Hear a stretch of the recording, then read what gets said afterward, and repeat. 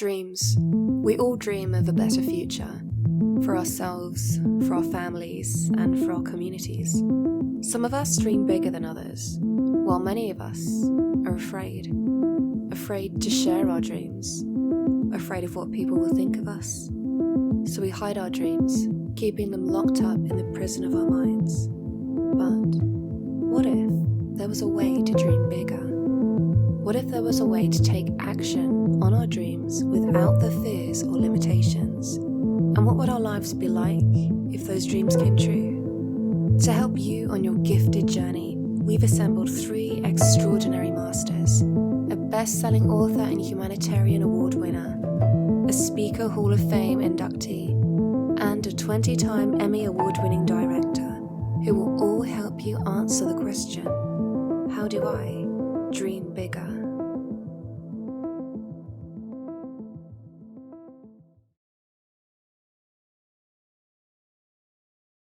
Welcome everybody to today's super epic experience. My name is Giovanni. I will be your guide on this journey, and I want to quickly welcome and introduce our 3 guests. And the 4 of us are going to have an amazing deep dive conversation into the theme of dreaming bigger. Our first guest is Lisa Nichols. Hi, Lisa. Hi. Who's currently in California. And you've spoken at our events before, and you're just a magical human who transforms people's lives, often simply by your presence. It's just so much fun to watch that experience, and then to see you on stage is amazing. You spoke at our 2019 Archangel Summit, and another person who spoke at our 2019 Archangel Summit was Martin Latulippe. Hey, Martin. Hey, Gio. How are you, my friend? I am awesome. And where in the world are you right now? I'm in Moncton, New Brunswick, all the way down Eastern Canada. Brilliant. And same thing, your voice is such a superpower. Your message is a superpower, and you, the effect you have on people, especially when they reach out to me, and someone was referred to me by you, and they tell me their stories of transformation that you've helped them with, and it's so incredible. So I can't wait to dive more into your journey and your heart and your mission. And our third guest, oh, and by the way, both Martin and Lisa were in our Dreamer film. And the Dreamer film became a reality thanks to our next guest, Mr. Nick Nanton. Hello, Nick. Hey, man. Thanks for having me. So Nick is the director of the film, co-producer with me. You've been doing this for a while in terms of making films and storytelling. Thanks to our collaboration, I now have 2 Emmy Awards behind me that I'm insanely proud of. Can you do a wide shot of your room or no? Are you in that room? That's in the one over there. It's in the other one. Sorry. So I love. He has 2 rooms. He has a room for his Emmys. Like, how many do you have right now in that other room? 22.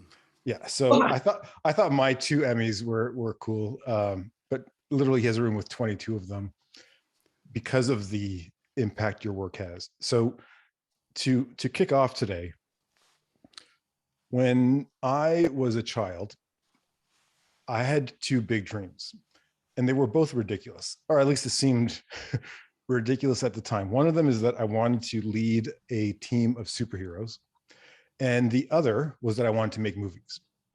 Now, chances are, if you shared those kinds of dreams with people, they would think you're nuts.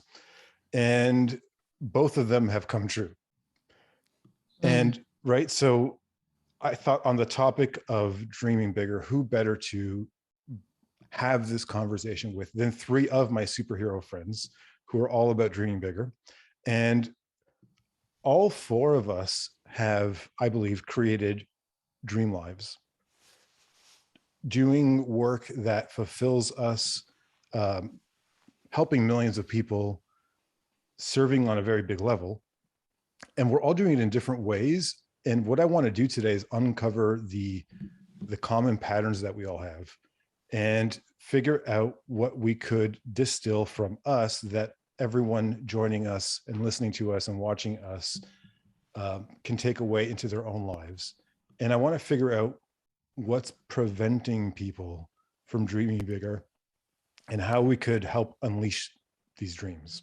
So welcome to all of you.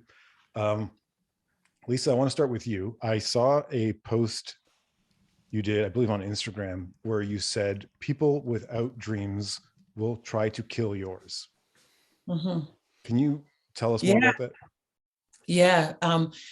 Most people want to equalize their surroundings. You know, it's dreaming people dream and hurt people hurt. It's not about wanting to sabotage you. It's about we live in a comfort zone. And if you grab anything, grab this. Most people are more committed to a familiar discomfort than they are committed to an unfamiliar new possibility. And the key words in there are familiar and unfamiliar. It's not necessarily discomfort and new possibility. Most people are more comfortable with a familiar discomfort than they are with an unfamiliar new possibility, which means share your dream with people who are comfortable dreaming. Don't share your dream with an energy vampire that's already shown you that. And that's to no negative of them. It's just people will evolve where they evolve. And what I used to do is I used to try to share my dream with people who weren't dreaming, hoping that my dream will get them to dream. But what happened was I would share my dream with people who are not dreamers or people who were in a dark place. And then all of a sudden my dream got dampened. And I didn't protect my dream. You have a job to birth your dream, but in order to birth your dream, like an impregnated woman, you have to protect that unborn dream. You got to nurture that. You can't do things as normal. You can't be reckless with that dream. That dream only has you to come through. And you are the midwife, for lack of words, gentlemen. You are the midwife of that dream. You got to birth that dream. I remember when I was birthing, motivating the masses, I changed my geographical location. I changed my origin, my friends. I changed who I played with because I needed to put my dream around other people who can help midwife my dream out. And so, and we learn that lesson normally the hardest way first.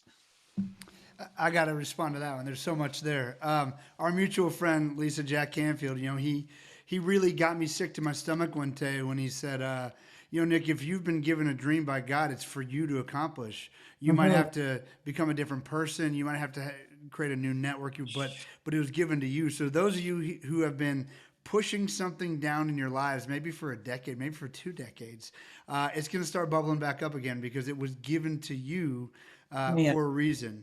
The other thing I find that's so interesting is we were talking about Giovanni earlier, Lisa, who I have not been able to meet, but know his story well from helping tell it. From your point of view, you know, I find the hardest thing with this is because I tell everyone to dream big, and then I, you know, have kids, right? And I got a 16-year-old and a 14-year-old and a 10-year-old. So they're all over the map, 2 boys and a girl.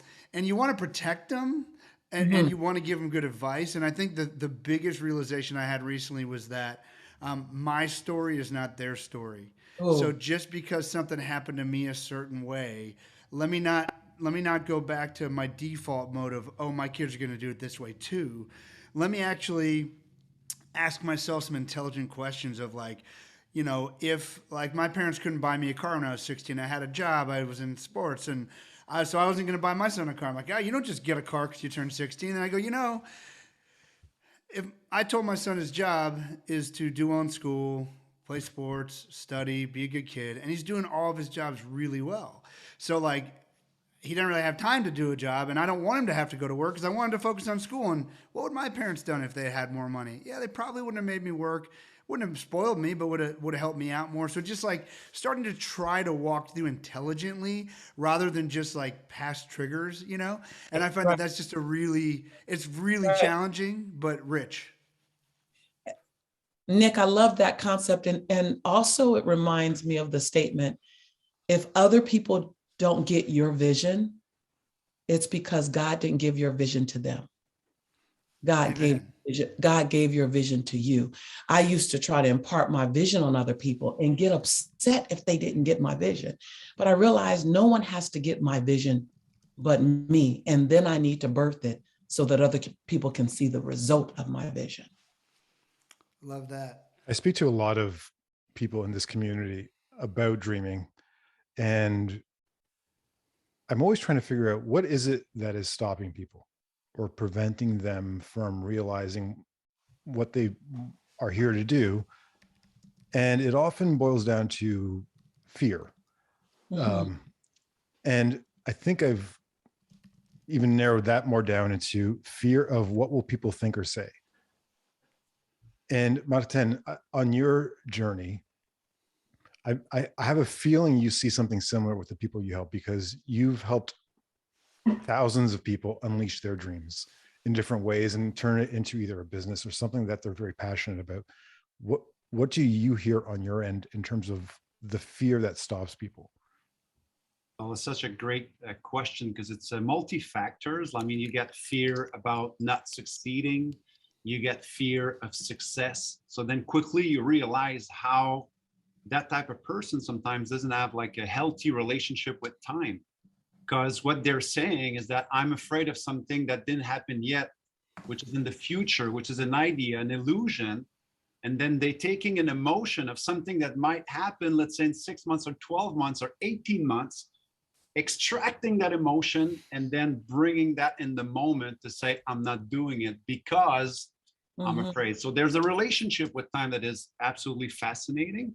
We see that a lot, that, hey, 50 years ago, I mean, life expectancy was like, I don't know, 50, 55. Now life expectancy is like, I don't know, 80, 85. We got time. You need to shift your relationship with time when you think about the fear of realizing something, failing, or succeeding at something. So we see that narrative a lot. And another thing we see is the fear of being perceived as a person who's starting small. Yeah. Because a lot of people right now, let's say they have a great job, great benefits, and now they get that little entrepreneurial bug with the COVID-19. They look like, I don't like my job. I want to fulfill myself. I want to pursue something I'm passionate about. But you're already a little bit up in the success ladder. So it requires humility, vulnerability, and remind yourself that it's okay to allow yourself to start small. And it's okay to allow yourself to make mistakes again. It's okay to allow yourself again to be wrong and to ask for some help.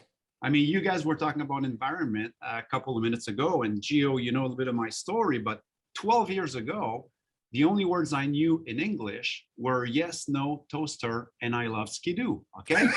So, but to me, to keep living with people saying, you will never share the stage with the big guys. You're a nobody. Nobody knows you. You will never get there. Environment. Because behind the, yes, you need to surround yourself with cool people, you need to go a little bit deeper and say, what kind of skills do I need in that environment to feed my dreams? So for me was second language. So joining mastermind group like yours, joining community like yours, starting reading books on a daily basis, listening to radio and television in English. It also has to be, supported with real actions and habits that I need to find in that new environment. So another fear we see a lot is, I don't know, it's also ego, but I do it, but then they're afraid to climb down the ladder of their actual success to start something new, which is, to me, getting out of your comfort zone should be the goal, not attaining or reaching that goal, which is like super cool if you do it, but building that muscle that I'm good at getting out of my comfort zone, whether I look foolish at first, whether I make a mistake. And we see those two narratives, those two big fears are very common in people who want to dream bigger, I guess. What I What I love about you and Lisa here together, and I don't know if you know each other yet. I'm so glad to make this. We hug in Toronto before my speech. Cool. She gave me the biggest energy in the world, and she told me, "You're handsome. Good luck." And I still mean it. So I said, the cool exactly. thing about, I said, perfect. I can die now. the cool thing about both of your stories is that you both have people tell you you can't do something. Like specifically, you'll never be a speaker for each of you. And now look where you are. Like I can actually share for both of you were ranked our highest rated talks at our biggest event. Like our audience loved you both. And I found that so refreshing because often, based on the concept of fear and the idea that what is holding us back is worrying about what people think, especially, and it's exponentially worse if someone told you no, like, oh, you're never going to amount to anything, or you're never going to be you have history supporting you to choose small. Right. You have history supporting you to not take the leap because someone said, I don't think you can fly.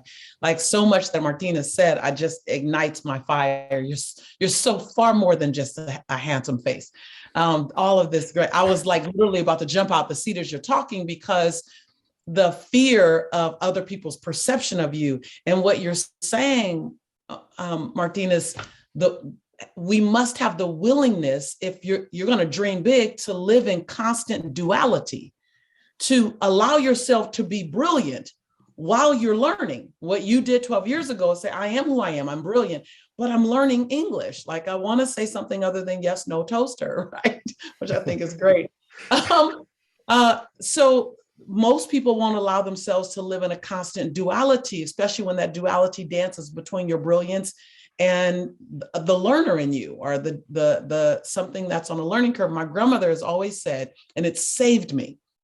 It saved me because in a business where you are looking for people's validations in so many words, or you are people's response to you matters. You know, you say, Giovanni, about the ranking in any business like that, which I think all business has to do with people responding to you.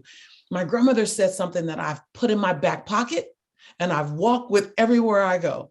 And she started every sentence with baby. If anyone knows me and grandma's story, she says, baby, other people's perception of you ain't none of your business.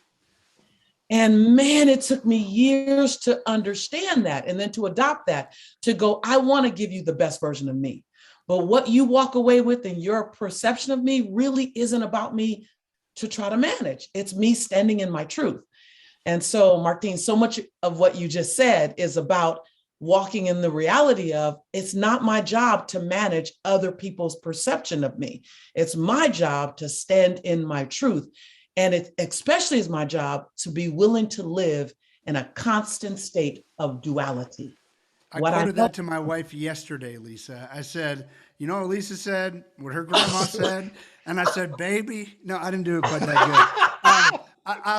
You say the baby good too, Nick. You say baby good. You got it. I'll take it. You know, I relate a lot of this back for me to songwriting. Right, I've been a songwriter my whole life, and a couple things. Every time I write now, I'm the worst writer in the room, and that's by design, by the way. I'm not being super humble about it. Like I literally bring the best people ever, and I cannot. Like I'm lucky. If you think about a song, you got to tell a story that makes people laugh or cry in about 12 lines. That's about all you get, right? Because you get maybe 16 if there's a bridge. And it's one of my favorite art forms ever, but it is freaking hard. And to do something that hasn't been done before and all that. But a couple things that in this vein, what both of you guys were saying made me think of. Number one, if your first painting, your first song, your first play you were in was your best one, that would suck.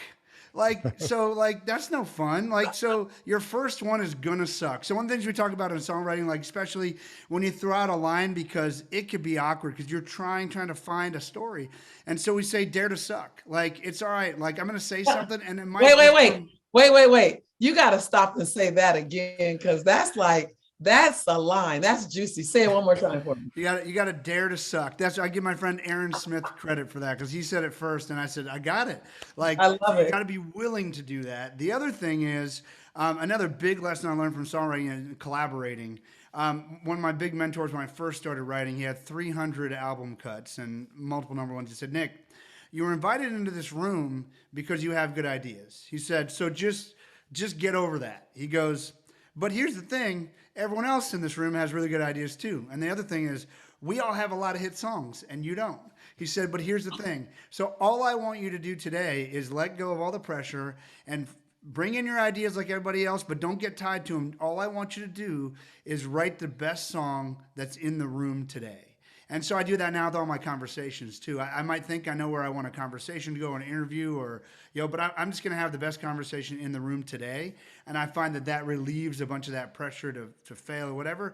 Because when you let the energy of the others in the room and you go with it rather than fighting it, it's always the most fun. I mean, when I interviewed Larry King and I asked him about something, his eyes lit up. We went on a rabbit trail. He told me things he said he'd never said before on TV. I'm like, well, thanks, but I didn't know how that happened. But it's because you leave space to have the best conversation in the room.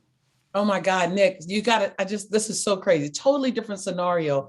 But over 25 years ago, I'm speaking in Los Angeles, and a good friend of mine, Jerry Roberts, pulls me out afterwards and he goes, Lisa, you're the best speaker in the room. Like, there's 24 of us, all older white men, and then there's you, and you got us all nailed. But we're all millionaires and you're not. I was like, is that motivational? Because that didn't make me happy. Like, that's like anti-motivational. And he says, so all I need you to do is understand what you're great at and then build on that other muscle called multiple revenue streams. A very different conversation, but same doorway to go, let your great be great.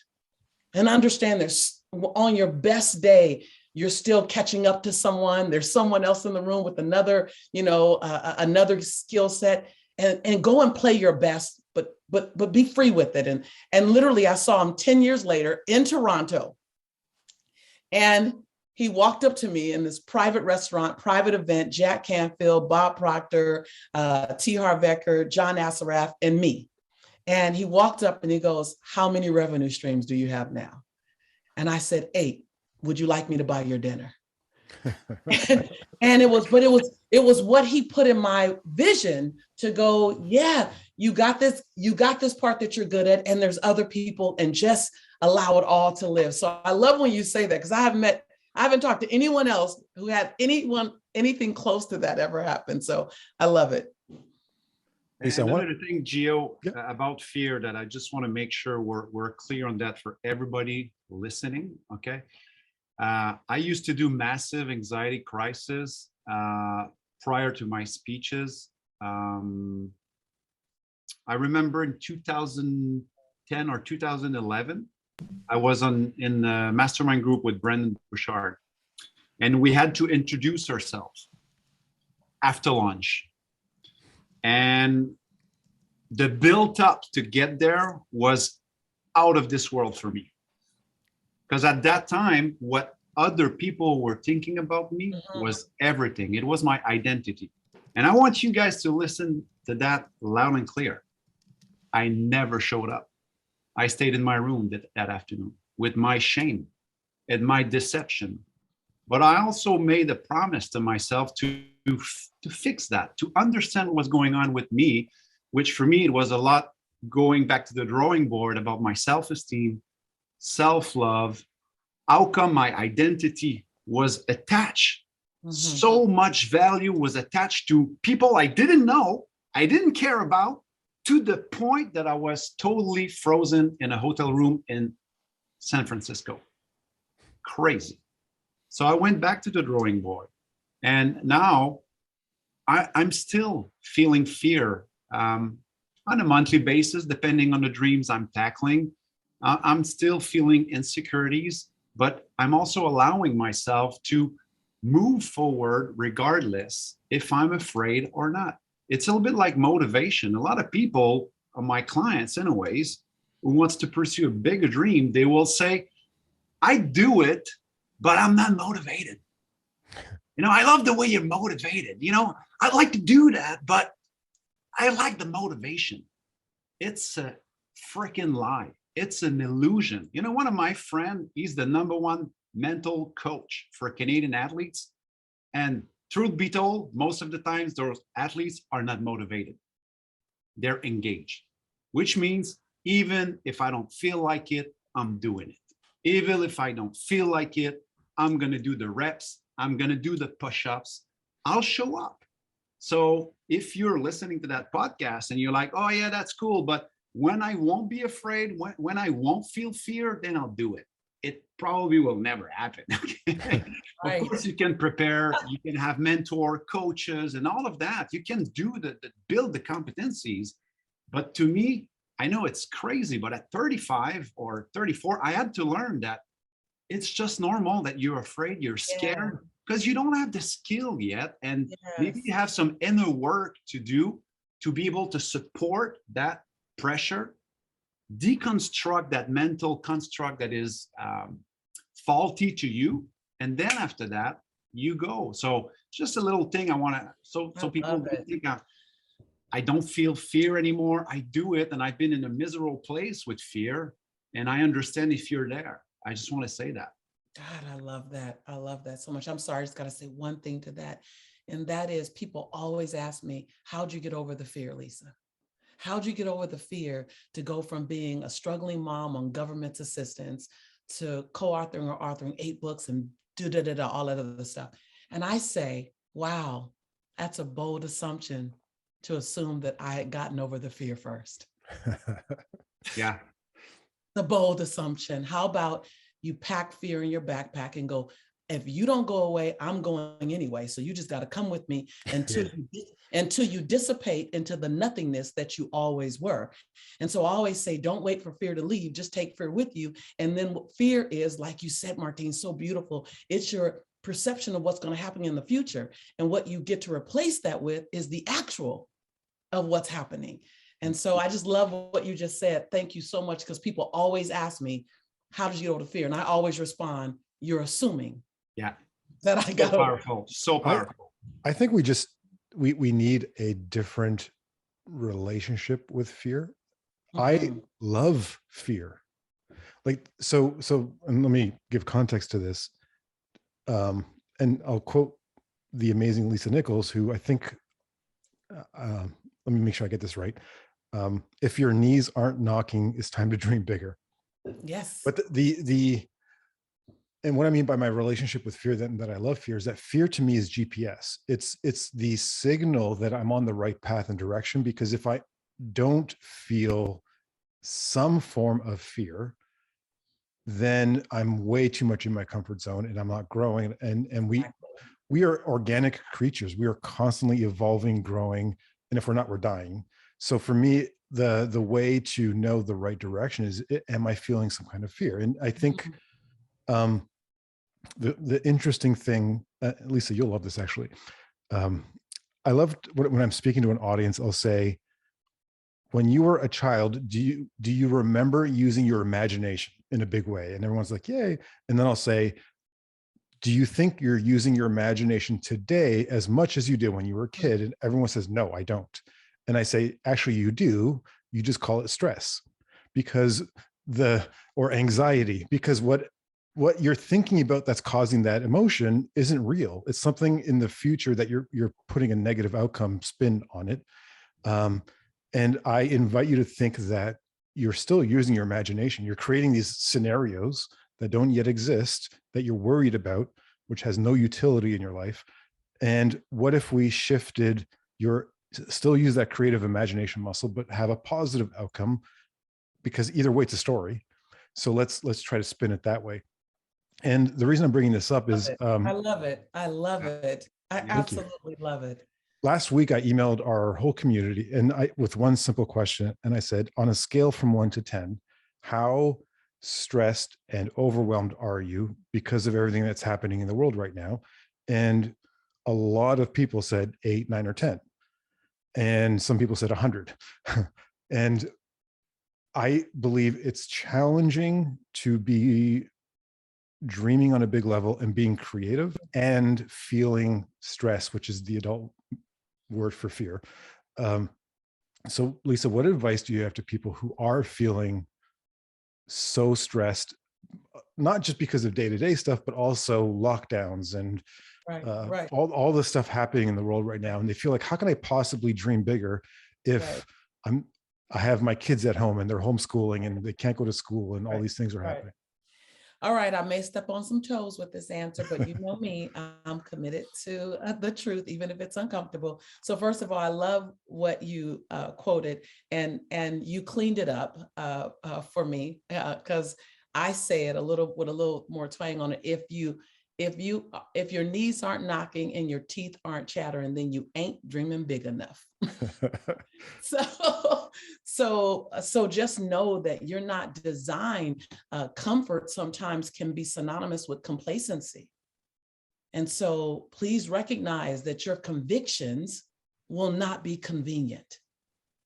And the challenge we have is that we're trying to have convictions and dreams and create a new possibility and stay in our convenience and stay in our comfort zone. So understand that those two things don't match. Everything outside of your comfort zone is what you're chasing, what you're longing for, what you're desiring of. But here's the thing, stress can be a moment when all things culminate, when simultaneous. I could say it now with my father coming home from the hospital after 8 months, 51 days from my wedding, which is a destination wedding inside of COVID, right? And last week I was introduced to the opportunity to uninvite 60% of my guests because of the local laws. I had no stress about it. Let me tell you why. Because I'm aware that stress is saying to the situation, watch this, someone came for this. Stress is saying to the situation, you are more than I can handle. I want you to hear that. Now, while I may not know exactly how I'm going to handle it, the knowing that I live in is that if it's given to me, I can handle it. So I want you to understand that stress is an internal an internal result to external experiences. There needs to be a filter between the two. So last week and this week, by the way, there's 1,000 things on my list for my wedding. While I just landed last night, at the time that we're in this interview, I just landed to take care of my dad. A lot of things going on. And I am the designer of my destiny. I am the author of my autobiography. What story am I going to write about my life today? So there needs to be a pause between the external and how you internalize it, filter it, and decide to put it back. Now I'm going to say something that may not be popular with you. Long-term, and I get their circumstances, so nothing's absolute, but long-term overwhelm is more of a strategy than a result. Long-term overwhelm is a strategy. I did it for years. I mean, I'm overwhelmed, I'm stressed, because a part of us have this sacrificial martyr, suffer for the good of my children. Right? I'd say, oh, I'm so overwhelmed being a single mom and a CEO, because it showed this glamorous effort of sacrifice. So watch out to what you're consciously or unconsciously signing up for and re-signing up for. Who does that resonate with? Like that's just a real thing. And I had to stop and go, wait a minute, let me quit wearing the label of single mom. Let me quit wearing the label of CEO. Let me quit wearing the label of, Black woman, or whatever my labels are that tends to give me permission to stay in overwhelm or stress or struggle. Watch out, because you always, always, always hold the pen to be the author of your autobiography. And sometimes we're writing an automatic chapter 10 because we're rinsing, repeating chapter 8. Hello, someone. How many times, just virtually raise your hand in your world, wherever you are, if you wrote your chapter 12 before you got there because of how chapter 10 looked, and yet your chapter 12 could have been written differently. And so I'm of the mindset now that I am doing my life, actively doing my life. I just asked my fiance, hey, the weekend before the wedding, do you want to go to Disney World? He was like, what? Why would we do that? I said, because everyone's saying we're going to be stressed. I'm not. Let's go to Disney World. We're taking the kids to, we get to be that disruptive to someone else's norm. How lucky we are to spend the afternoon with Lisa Nichols. Amen to that, people. I get goosebumps. I just want to go around. I'll be back in 30 minutes. I'll go do some push-ups. Gosh, you are on fire, sister. Can I bounce back quickly on that stress thing? Sure. Because right now, yes, if I send an email to my clients, they will say the exact same thing, Gio. 8 out of 10, 9 out of 10. And a lot of people, that's what they're talking about all day long. What they don't have anymore, what they're missing, what it used to be, and now demanding. And all those excuses or realities are valuable. Those are facts. But let's not forget that stress is an emotion. And while you're talking about that emotion, you can either avoid the emotion, you can numb the emotion with alcohol, food, Netflix, social media, whatever that is. Or, the important thing with the emotion, once we realize that, let's say we're stressed, is to understand that emotions are only a dashboard of what's going on internally. So a very important question would be, number one, name the emotion, stress. Number two, what is the message? So for me, every time I go through stress or whatever that is now, is all right, that emotion that I'm living and experimenting right now that I call stress, if that would be a message, or if that emotion would be a messenger to change for better, what would be the message that the emotion is sending me right now? And now I listen. Sometimes it would be, well, maybe it's time to define your limits. Maybe it's time to start saying no to other people, because lately you've been saying yes to everybody and always saying no to yourself, taking care of your health, eating healthy, go for a little walk. What are the messages that life is sending you through that emotion as a little wake-up call? That's very important. So just understand, we all know that emotions are only, like signals. But behind the signals, what is the message that life or your body or your mind is sending you? And you can do auto-coaching for yourself on that. And the second thing on stress, Gio, that I say a lot, if you're listening to the podcast right now and you're not live in the audience with us, we see a lot of that analogy with the rubber band, right? You've seen that rubber band as a teachable moment that, hey, we can do it. We got the resiliency. It's okay. And then after that, just like a rubber band, it will go back to the normal. We've all seen that analogy. Here's a little challenge here. We don't talk about going back to the normal now. We go back and we talk now about the new normal. So let's say you're stretching your stress like this, and the new normal is like that. What are you going to do if you don't learn the mechanism to understand the messages that life is sending you through stress, fear, tired? You need to listen more and more to your needs, to your body, and get the job done on guys. I mean, we all know that going for a walk, even if you're busy with the kids, even if you're working from home, it's not true that in the morning you'll go, I'm motivated to go for a walk. Just like we said, don't fall in the trap of motivation. No, just go, stick to the process, go for that little walk, and then you will energize yourself. Then you will diminish your stress. So yeah, we hear that a lot, but for me with stress, it's always a message that my body, my mind is sending me now, not 12 years ago, of course, with the story I shared about fear, but now it's like, hey, I'm human, but my emotions are sending me messages, and it's up to me to understand what is the message for me to change for the better. Then next action, what do I need to do now to feel better about that? Even if I'm motivated or not to do it, I need to take care of my temple. Gio, that's when I feel that stuff, it's usually a reminder that for some reason I've gotten off track and I'm being very self-centered, that I'm worrying, I'm thinking way too much about myself. So the way I find I get over stress or anxiety or those sorts of things is I find someone else to serve. And it could be during the pandemic, it could be my parents who'd never used Zoom before.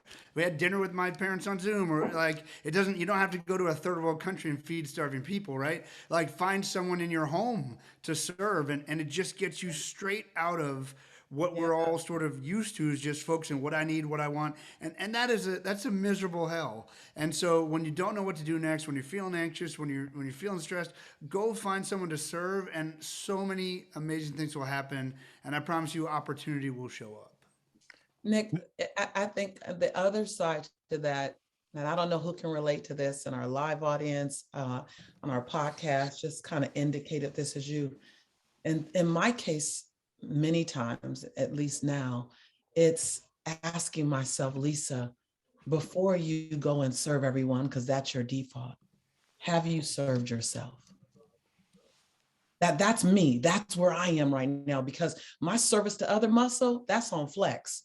Like, I'm Wonder Woman, I'm Superman, like I'm Hercules in that area. I got you. My middle name is Lisa. I got you, Nichols. And everyone knows that. And I created that pattern. I created that lifestyle, so much so that I needed to redefine in this second season of my life, what does Lisa, I got you look like? And I got you first, not after everyone. And because I'm so used to taking what I have left over and giving it to me. And I wanted to shift things and go, wait a minute, what does it look like to have me? So Nick, that is so rich what you're saying, balance with or dancing with the, are you serving? And this was me. I'm just gonna be honest with you guys. Yeah, I served other people. I served other people to high levels so I can feel good about Lisa. Let's be clear. It wasn't like I knew they were in need and I served them because it was a low volume, low conscious way of Lisa feeling good about herself early on. And then I got in such this habit of doing it that I couldn't even get off the train that I had built, that I had started, that I had fueled, and that I had been riding on and driving and was the conductor of all aboard for 20 years. And then I got pissed off that every damn body was getting on my train to be served by me. It was like this self-fulfilling torture.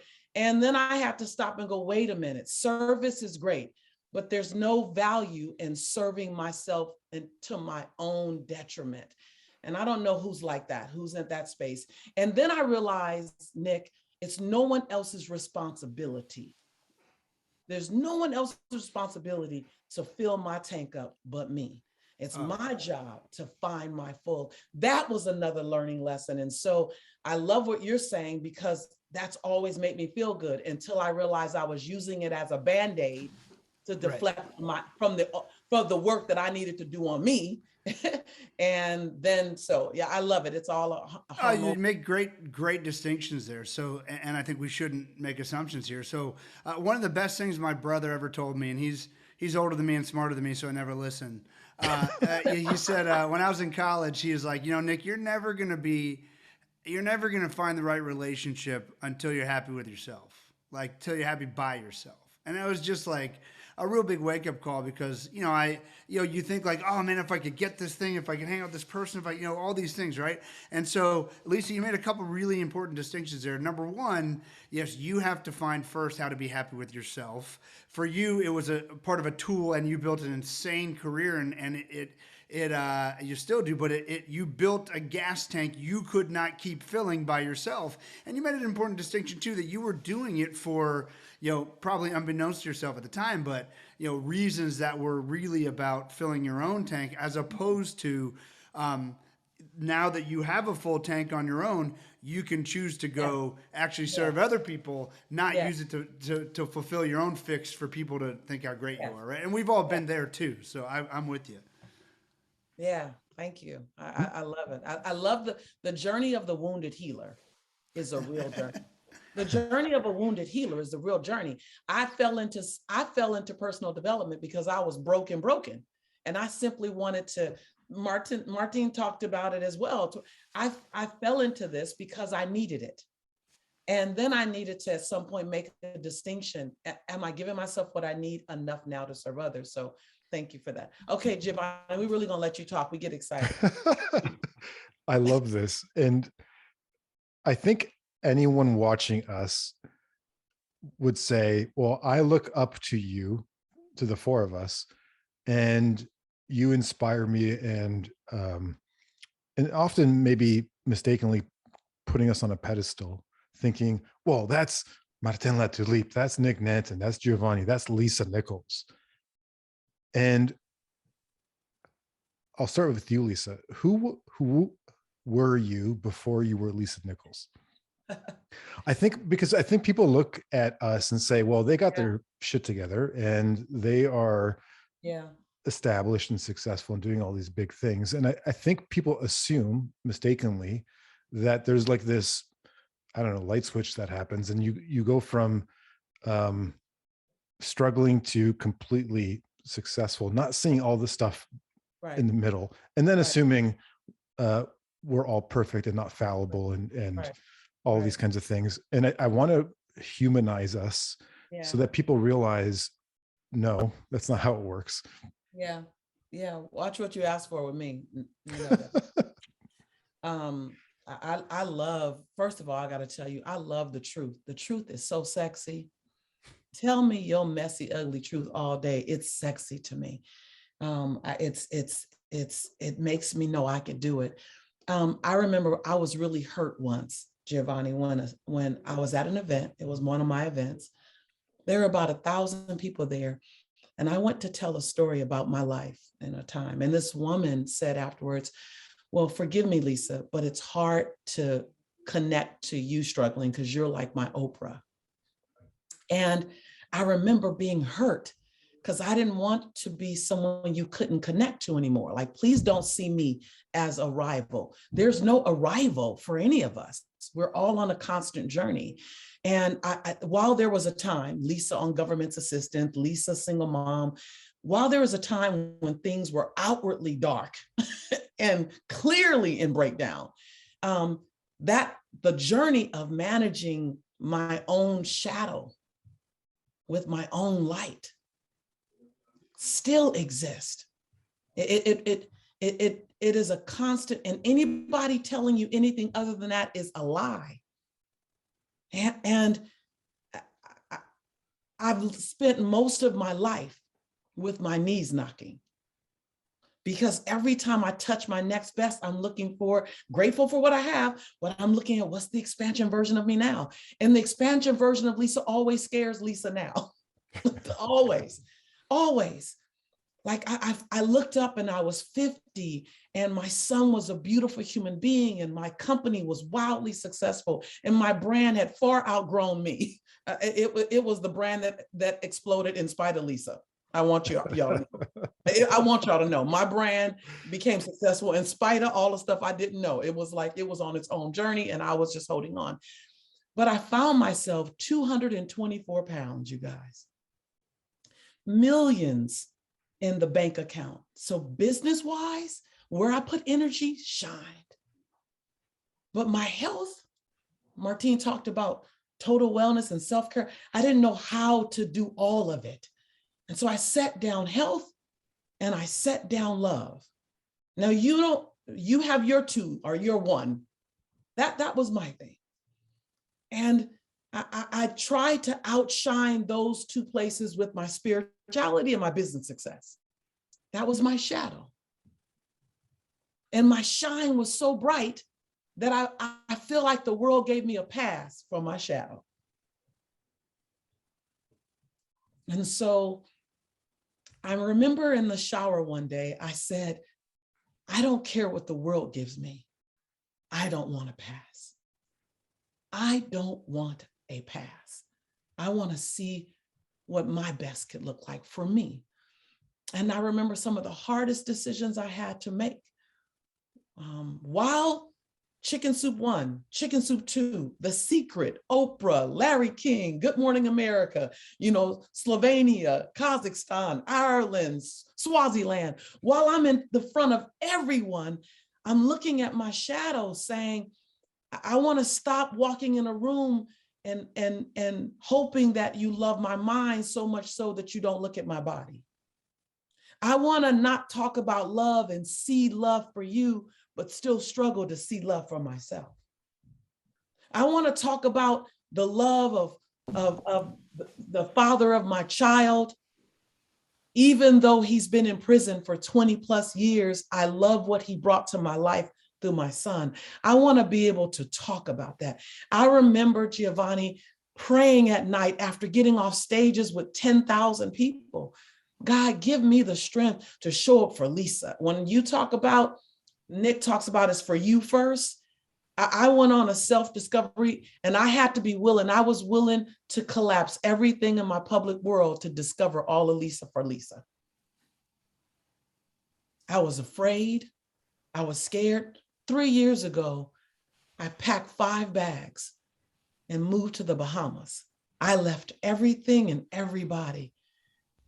I was so scared. I hadn't been that scared in years, but I knew if I didn't do it for love, I wasn't gonna do it because I had too many sexy excuses not to do it. I'm busy traveling the world, transforming lives, but I wanted love. And so I wake up each day and I invite my shadow to step a little bit closer to the light. I invite my fear of abandonment. I invite my codependency, my desire to care for other people, even when my tank is empty. I navigate through it. I recognize that I don't claim it to be so if it's not so, but if I feel it, I shine the light on it, like Martine said. I shine the light on it. Why are you here today? What do you need? I talk to my 21-year-old and she's feisty and she cusses and she a gangster and she roughneck from LA. I talk to her. I talk to my 33-year-old who was so afraid of being seen that she just draped her body in garbs and $300 pieces of fabric that divided her brain from her body because she was embarrassed of her body. I'm quite aware of all parts of me. And I don't ignore any part of myself. And I don't try to outrun her. I don't deny her. I don't dismiss her because I dismissed her for years. I dismissed the dyslexic girl because I'm functionally dyslexic. I didn't stop being it when I became a best-selling author. I'm still functionally dyslexic. I just managed and bring her along. I don't stop being the woman on government assistance. I don't stop being the woman of color, the Black woman who wonders, is this room going to welcome her? I don't stop being, I don't walk with the label, but I invite them with me as long as the highest consciousness version of Lisa gets to lead the way. So be all of you. Be all of you. Just command that the 20th floor version of you and your consciousness leads the way. I hope that answered your question, Giovanni. I envision all of us driving a school bus, all of the versions of ourselves on the bus, and then always trying to decide who's in the driver's seat. And there's certain days where, 10-year-old you is driving the bus without a license, and it gets a little nutty. And I feel like we all have those circumstances, and probably unconsciously, it's not the 20th floor version of us that's driving. Yeah. We're at the back of the bus and thinking this is a crazy ride today, right? So I love the distinction. Martin, what about you in terms of who were you before you were Martin? I was a hockey player with the dream of becoming a professional hockey player. And I embarked myself in the self-help journey at 16, 17, because I thought I was broken.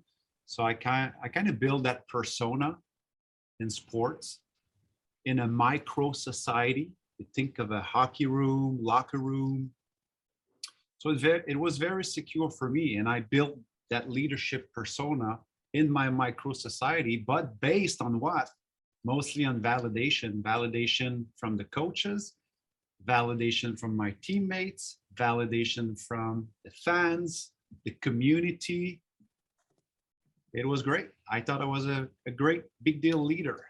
And then when I finished university and I came up with that crazy dream to launch day one out of college as a speaker at 23, it was my dream.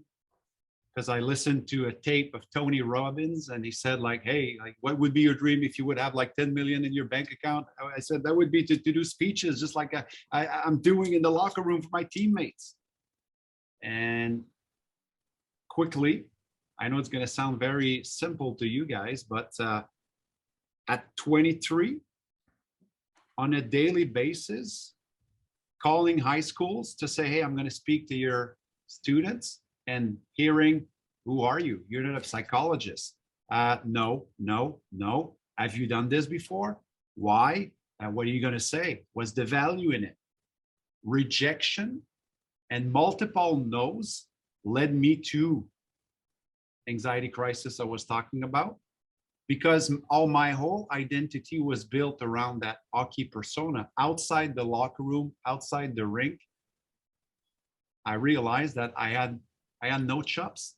I had to deconstruct that identity, extract what was good from it, but also learning that in real life, you're going to hear multiple no's, and you're going to face a lot of people asking your credentials, and you're going to meet a lot of people, naysayers, saying that it's impossible and you're no psychologist and you can't do this.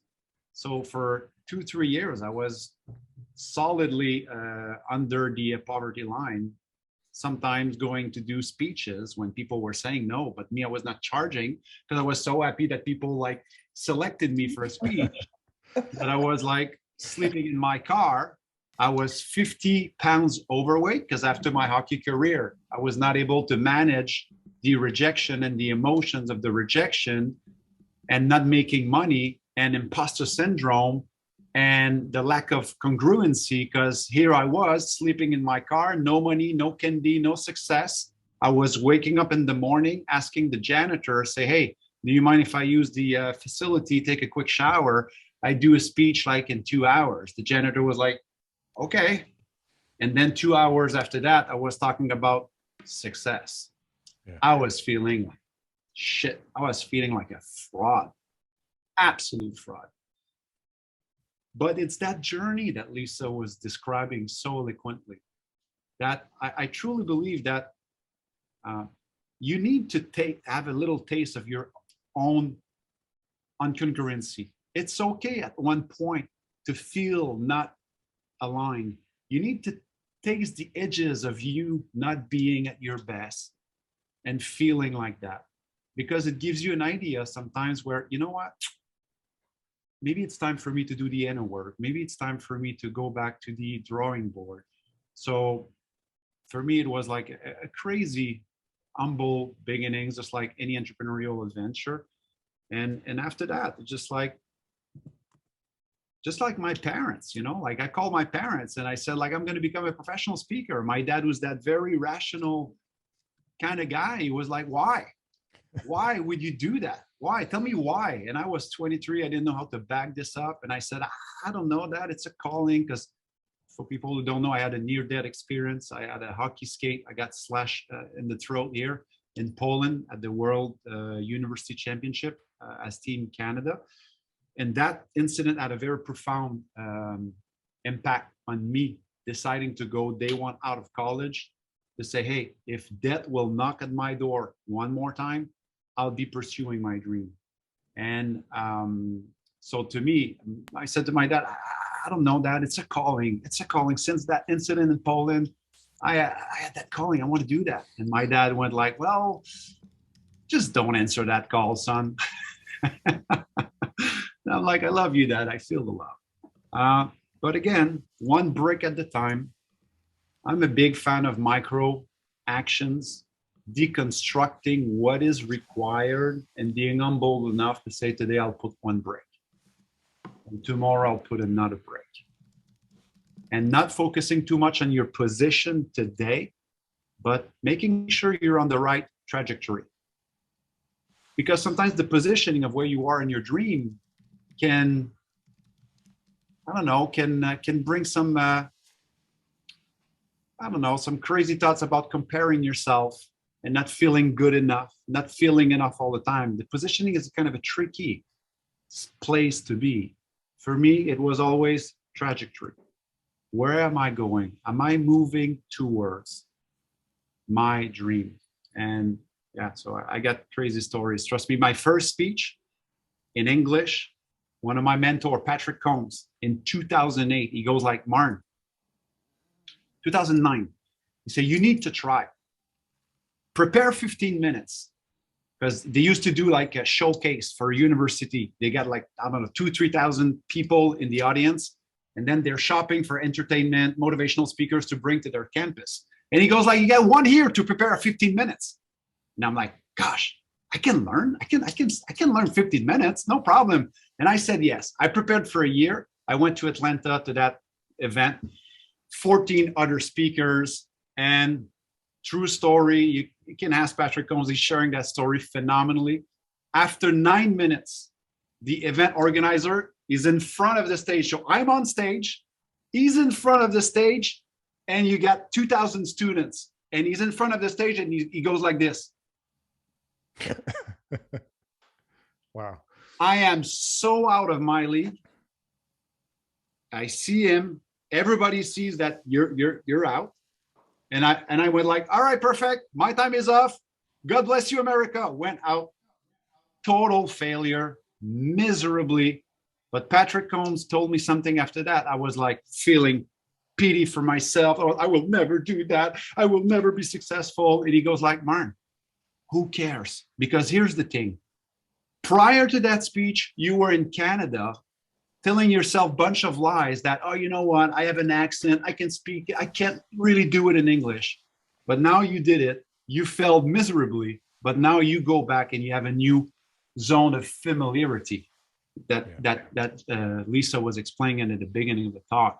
And this is when I started to do like bilingual presentations slowly but surely.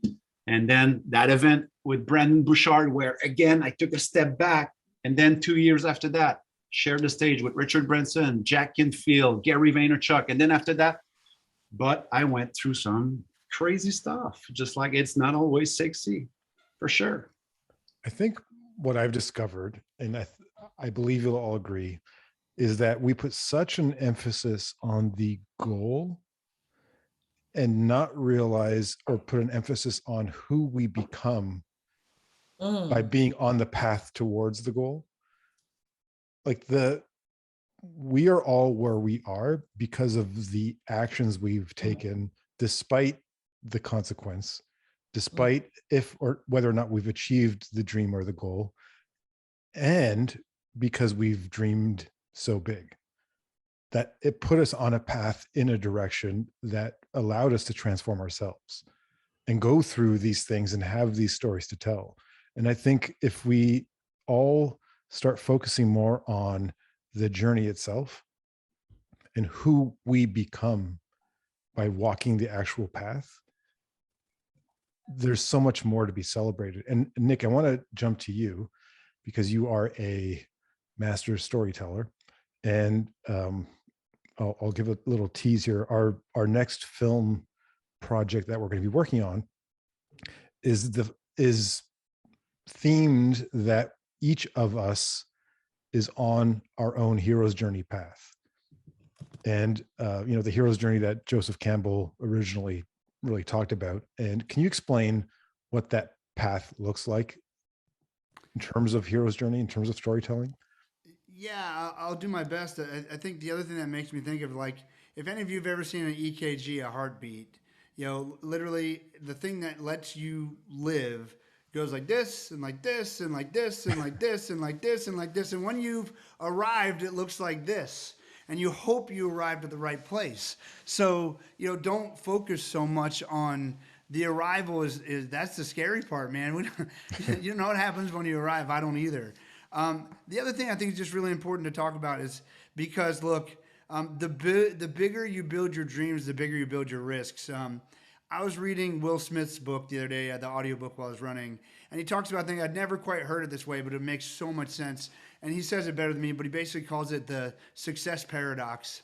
And he says, you know, you fight and you struggle and you claw to get to whatever it is you're trying to get your first home, to win your first Emmy, to whatever it is. And like, you don't even really, once you get it, you actually usually don't even take one breath to enjoy it, maybe one, before then you switch to this, how do I not lose all this stuff I just got? And so it's like, there's never like well, there needs to be, by the way, but rarely do you stop to just go, you know what?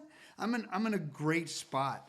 Richard Branson, when I interviewed him for Peter Diamandis' documentary, those of you who don't know Peter, he funded the first private spaceship that Richard Branson bought, which became Virgin Galactic. And Peter was just trying to fund a $10 million prize for him and his friends to go to space. Like at the end of the day, you asked, he was like, I just want to go to space with my friends. And I knew it probably wasn't going to happen with NASA. So I'm going to raise $10 million and build a spaceship. Like, all right. So he goes to, Richard Branson turns him down like 2 or 3 times. So I interviewed Richard Branson and say, Richard, you end up spending millions and millions and millions on the technology. Like, why didn't you just fund the prize for $10 million? And he said, well, you know, Nick, you know, foolishly I passed multiple times. You know, at Virgin, I'm always doing too many things and strapped for cash. And, you know, I'm not that smart. So, like, it took me like a year till that really hit me. I'm like, wait, if Richard Branson just told me that he is doing too many things and strapped for cash, like, oh, wait a minute, that doesn't ever go away. It literally never goes away. So I have an analogy that I now use that actually a friend of mine at church gave me, a slightly different analogy, but it's the same thing here. Like, life is a hammock. The only reason you get to relax is because there's tension on both sides. We are always, every one of us, in that tension between billionaire and broke at all damn times. And it never goes away. And if you stop playing big, you get bored. So you play big and you risk it all, because that's all we know how to do. Because at the end of the day, we believe in ourselves enough. We know how to take risks that are smart. But when you stop taking risks that make the hair on your arm stand up, you're just bored. You're just instantly bored. And what looks like success today for, you know, it's funny. I have a picture of Lisa when she had a little bit more Lisa than she has now. Like, I was in a line to get an autograph. Wait, when there was more of me to love. There you go. I love it. I'll take it. And so, and I still love you that much. So I was in a line, you know, at CEO space to meet Lisa Nichols. But, you know, we all make decisions on who we want to be and what we want to do, and the decisions you make when no one's looking, those are the ones that you can see now. Yeah. You just can't see all those. You can see the outcome. And so, look, the hero's journey is just filled with ups and downs. And for me, the only reason I can take the risks I do every day is because I built a solid foundation. And for me, that's my family. So, like, I could go out and win another Emmy. My kids are like, don't care. I could go out and lose everything. My kids would be like, come hang out with us, Dad. Like, it's, you know, my wife and my kids, as long as I don't do something to harm them, like, they don't really care what I do or what I don't do. They're just not impressed. So it's great. So you just have this humility and this ability to do, I could go dream big as long as I come home in one piece. They're good with it. I mean, some of my trips to Haiti and Iraq and some of the other things, they're not so, they made me promise not to do this anymore. But, you know, to me, it's all about foundation. It's all about finding something that makes you a little, you know, that makes the hair on your arms or on your head, whatever, stand up. And the more of those you do, and I find too, again, it comes down to anxiety and some of these other things and fear. It's like, at some point you decide to stop being a victim and you decide, I'm a survivor. So, like, you get pissed off with the limits you're putting on yourself or how you feel, and you go, okay, no more of that. And we've all had those times when we just were so pissed off that we're gonna, it doesn't matter what happens. If I got a broken ankle, I still got to walk this mile. If I get whatever, like, we determine from the inside that we are not going to let anything stop us anymore. And so that's, I don't know, that's a hero's journey there, Gio. Nick, you always say stuff that, as you know, and inspires me, and but you're so freaking good at you're so freaking good at, like, tilling the soil for good-ish to just drop out. Like you just, like that's your jam, brother. Like you just know how to till the soil to let the diamonds drop out of people. That's your anointing. Like that's your gift. You had me in the studios when we were doing the movie together, crying at my own stuff. By the way, I was like, did this brother just have me just totally break down the way you angle? It's just delicious. And listening to what you say, it brings back, you guys will know, I'll say a lot about my grandmother. She imparted, she was my gift. And I believe she was my gift so she can be a gift to other people. I just had the honor of releasing her to be an angel over all of us last April. But my grandmother would say, Lisa, well, she would say baby. And then later on she would say Lisa, but she would say, baby, you got a couple of things that you must do. And I want to share these two with you. It's so delicious. You must protect. Watch this, you guys. This is just so crazy. You must protect your future memories of yourself. Man, I didn't get it. So if you don't get it, don't trip. It took me a while. I always say I had to put it in my back pocket and walk with it for a while. She said, your job, baby, is to protect your future memories of yourself by the decisions you're about to make. Let me unpack that a little further. When you get older, and this is the second thing she would say, and I shared this with you, Nick, shared this with you, Giovanni.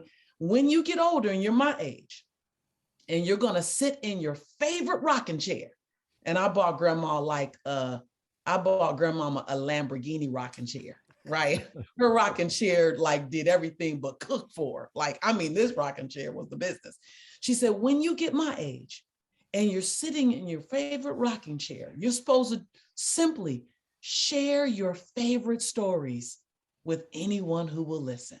Your job is to make good memories.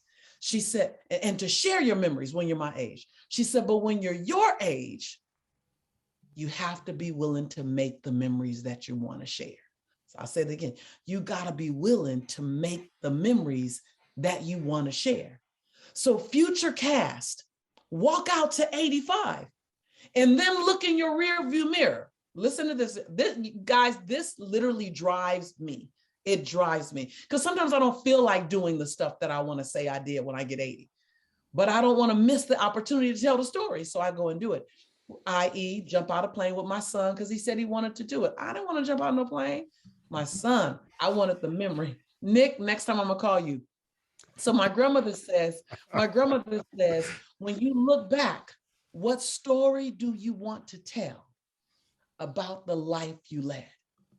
Right now, you're in front of it. Protect the future memories that you want to have by the decisions you make next. Now, somebody got to chew on that for a little while longer before it makes sense, because it's such a beautiful dance of infinity. It touches all things. But Nick, to your point, if you get another Emmy, the kids are like, but what if I play Pictionary with you? What if whatever that thing is? You know, I just went to the snow with Giovanni. My son lives in Seattle now. And I like a lot of things, y'all. Being really cold ain't one. Ain't one. I love to warm people in the cold. I just don't want to be cold with the people in the cold. I don't. But I wanted to, more than I wanted to avoid being cold, I wanted to make memories with my son. I hadn't seen him since before COVID. I missed him terribly. And I knew that him being in my space was medicine for me. And I needed that medicine. And so when I get to Washington, the first thing he wants to do is go outside. I'm just going to show y'all. Go outside and play in the snow. In matching pajamas. I want the memory more than I needed the comfort of being warm. And so, Nick, that's just what you're so eloquently saying is you're writing back to you are the author of your autobiography. What are you writing in your current chapter and in your next chapter? What are you writing? I have a question for all of us, something I've been thinking about. And for anyone watching this conversation and they say, I want to dream bigger. I want to actually achieve the dreams. I want to make a big impact. And my time is very limited for whatever circumstances. I might have an hour a day to devote to this that I'm taking away from other things, like maybe watching less television or whatever that looks like. How do I best use that hour a day in terms of skill acquisition or habit forming or intention to allow me to achieve the dreams that I want to achieve? I think we're all being polite. We all got an answer, but we're being polite. Martin, you want to jump in first, or Nick?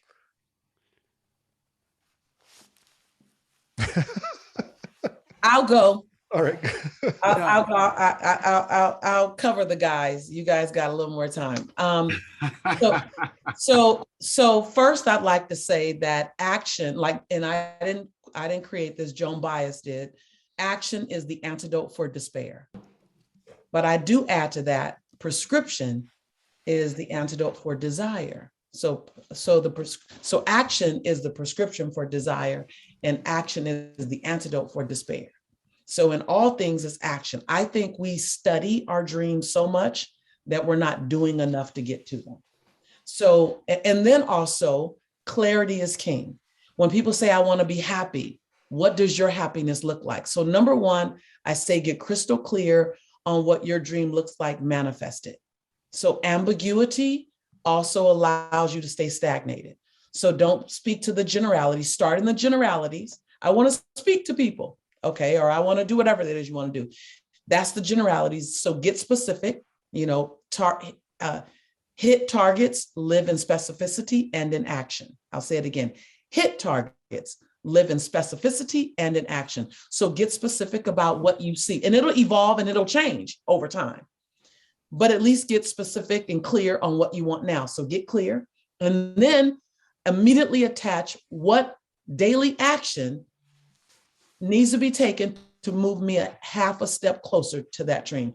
So a lot of times we get paralysis of the analysis. We're studying, we're learning, we're taking in information, and we actually think we're in action. Anybody like that? We actually think we're in action, and you're not. You're studying the action to take to get into action. And so make sure you understand what's R&D, what's study, what's prep, and what's action.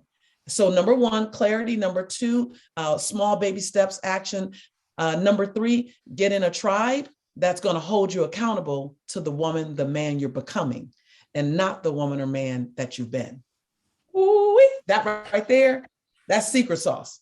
That's secret sauce. When someone reminds you, upright, pound. When someone drop the mic. Yeah, there you go. Yeah, hold on. Drop it. Yeah, especially when you, like Martine said, you play big over here. See, people can become your fans over here, and they let you off the hook of what you say you want to do over here before you transition off this planet. And so make sure someone's holding you accountable for who you are becoming versus holding you in esteem for who you've been. Now, this is important, but don't get caught up. Don't keep drinking your own secret sauce so much that you're not inviting in a new possibility. And those are the three things I would say. I was laughing when you asked the question, and I was like thinking about it, Gio. I was just laughing because my autopilot, when I have limited amount of time, is to learn from the best. I go quick to the people who are inspiring me, and they walk the field prior to me in something I want to achieve. So a lot of what Lisa said, like doing the R&D, getting the information, what are the daily actions that I can take. And for me personally, it's more about managing my emotions throughout that journey, and remind myself that the person I want to become tomorrow, I need to start taking daily actions today, even if it's very uncomfortable. Because if I don't do that, and if I don't stay in that space, very often I will only me. I will start gathering more information and flirting with perfection. I'll wait for the proper time. I'll wait. The timing is not okay. I'll wait in a month. Yeah. And all the reasons I'm coming up with for not taking actions towards the new version of me, they're super cool. They're super valuable. Trust me, I believe myself. But I need to remind myself, like when you said, who's driving the bus, super powerful analogy. And for me, if I would only have an hour or two daily, it's important that when I'm tackling the dream, I ask myself, what part of myself who's about to take the action? Who's driving today? Because very often for me, it might be the complacent Martin at 30, the afraid Martin at 25, the Martin at 20 who wants to prove himself. And hold on, what is the right energy here? And remind yourself, if you want to become that new person, you need to daily, today, now, take new actions that are super uncomfortable. And I need to be okay with that. And everything that Lisa said, that was just so powerful. Well, I think you're the perfect person to ask this question to, because I love analogies. And the analogy I've come up with is that of a professional athlete. So you were on Team Canada for hockey. To get to that place, did you read a million books on how to play hockey? Like the thing I think we think about too much is we're trying to learn too much, and there's nothing wrong with.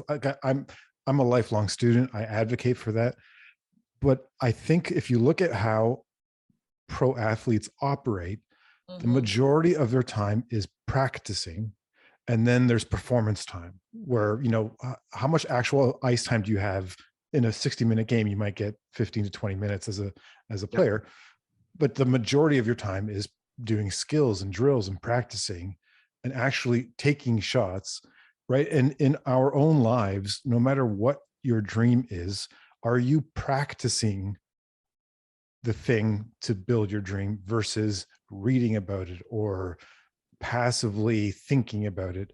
And to me, that hour a day needs to be spent practicing whatever the thing is. That's funny you're saying that, because I think 2 or 3 months ago, I played guitar and I sang a song on stage for the first time. I've been a speaker for 20 years. I'm a living room kind of player in front of 3 person. But my students said, hey, you're always talking about like getting out of a comfort zone. We saw you on a Facebook Live during COVID-19 playing guitar, singing. How about you play on stage? Honest request. But to me, in my mind, playing in front live with the speakers, it's a totally different experience. Trust me, because if you fuck up, I mean, you got 1,000 people watching. If you're in the living room and you make a mistake, it's not that, it's not that bad. But, I've practiced for a month, 30 minutes a day, singing, and also managing the energy that it's okay to miss a chord. It's okay not to be perfect, but go and live fully that experience, practice. And I went there and it was, that was a great success for me. I was proud of myself. But at 46, keep going out of your comfort zone. Getting out of your comfort zone is the goal, not achieving the perfect performance on stage with my guitar. I was just getting out of my comfort zone. I was successful in practicing prior to that. I can't agree more with what you're saying. It's very powerful. Well, it's almost an absolute everything you want to become and you're becoming. I think Michelle Obama's book title, Becoming, is just delicious. Just the title, Becoming. Everything that you seek in your becoming is on the other side of your comfort zone, because you are who you are based on what you've already done. So if you want to get something new, you have to be willing to think something new, say something new, and do something new to invite in the new you. It's absolutely this circle of insanity that we think we can become the person we want to become, being the person we've always been. Like, if you think about it. And that's where when grandma would say, your conviction and your convenience don't live on the same block. What you get to decide as a dreamer, What am I convicted for? What do I want? What do I know like I know, like I know, like I know? What's a non-negotiable for me? What is a non-negotiable before I leave this place? Before I transition, before I do all that I want to put this fingerprint about my life while I was here. You got one thing to do between the dash between your birthday and your transition day. You got one thing to do, and that's to make that dash dance. To Nick's point, it goes up and down, it goes up and down, like that's real. And your question is, how do you do that? And then if I could add to that, this is my favorite phrase, is to make sure that inside of that pursuit, that you never create or you undo the Pyrrhic victory. Now it's spelled really crazy. Every time I go to spell it, but if you PHYRRIC or something like that, look it up. It's named after General Pyrrhus. And General Pyrrhus won 2 wars. But at the end of the second war, General Pyrrhus, listen to this. He said, I can never afford to win again. He was the winner. He was on top. He was considered the strongest, the ruler. But he said, I can never afford to win again like this. And when asked why, he said, because in winning, I've lost my best generals and my best friends. Derived from that was then born the Pyrrhic victory. And that is when the cost of the victory outweighs the victory itself. The rule I live by is that I won't create Pyrrhic victories because they're elusive. You don't know that the cost is higher because the cost is normally private. The success is normally very public.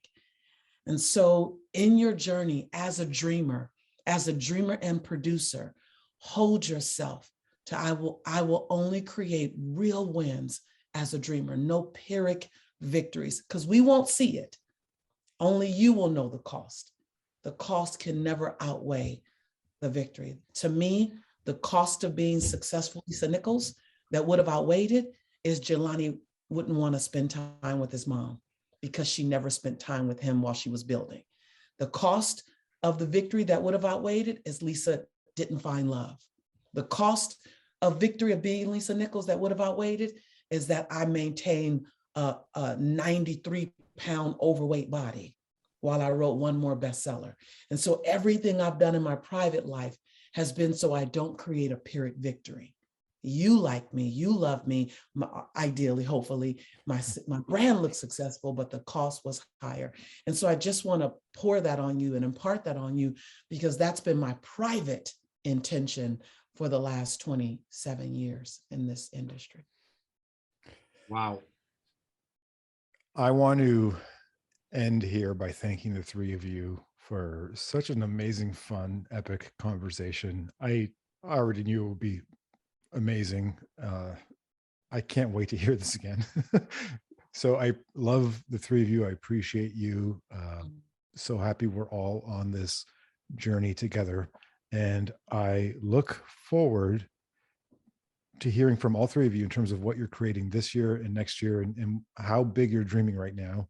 And I want us to keep each other outside of our comfort zones. Amen. and start dreaming again at that place that scares the crap out of us. So thank you, all of you. Thanks to everyone hanging out live with us for this experience. And I look forward to the next time we all get to hang out in person. Now that you've discovered how to dream bigger, it's time to face your nemesis. For every great hero, there is always a villain. Superman had kryptonite, and you, my hero friend, have your own kind of kryptonite. That voice in your head telling you that you're not good enough. The voice that tries to make you self-sabotage, instilling limiting beliefs into your mind and releasing the dreaded imposter syndrome on you. To have a better future, you must first solve the puzzles of your past.